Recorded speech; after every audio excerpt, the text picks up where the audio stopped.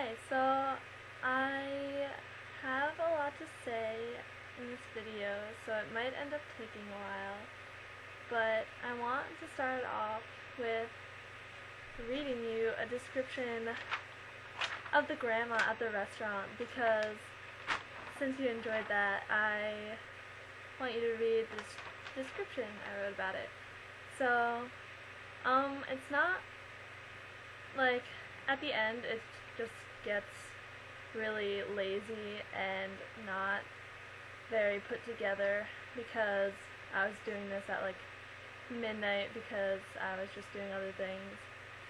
But okay, so I named her Linda. I don't particularly know why, she just looked like a Linda to me, so that's the name I gave her. So when the waiter set down her plate, Linda moved her manicured fingers from her face and reached for her fork. She held the fork firmly, with her pinky finger slightly raised as she eagerly pushed the fork between her rouged lips. As she chewed, her eyes wandered around the room.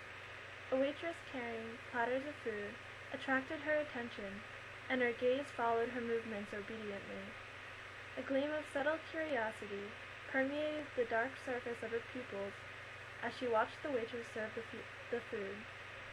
Although her eyes, large and round like those of a child, suggest youthfulness, wrinkles extending from the corners of her eyes betray her true age.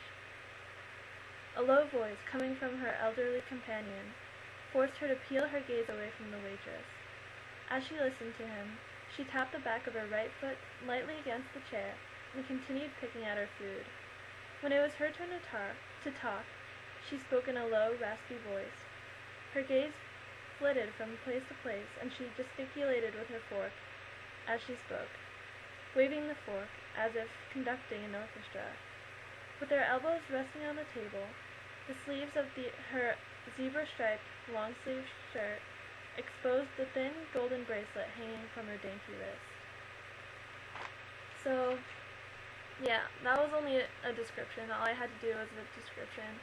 I don't know if we're going to do anything more with those descriptions, if we're going to turn it into a story or not, but I don't know. I just really like this class so far because although, oh yeah, okay, so let me put, okay, I'll get to that. But although the class is creative writing, it's Mr. Rapatrazone, whom I probably said I really like.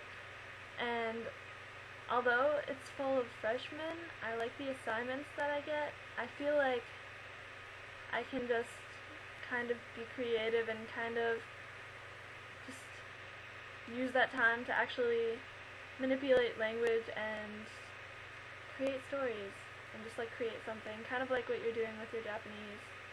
And that's kind of the feeling I'm getting in this class. And a side note, so like as I said, there are a bunch of freshmen in my class, and two of them volunteered to read aloud a story. And okay, so the scene was a woman and a man in a bar. So they had to pronounce alcoholic drinks, and one of them I think was pronounced like anise or anise or something, and the guy kept pronouncing it anus.